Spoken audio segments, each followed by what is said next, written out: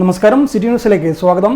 Lion district 318 cancer ബോധവൽക്കരണവുമായി ബന്ധപ്പെട്ട് വാക് to fight against cancer പരിപാടി സംഘടിപ്പിച്ചു. അനുമോദന ചടങ്ങ് ലയൺ CA TK രജീഷ് ഉദ്ഘാടനം ചെയ്തു. People from every walks of life came there to show love and affection and due respect.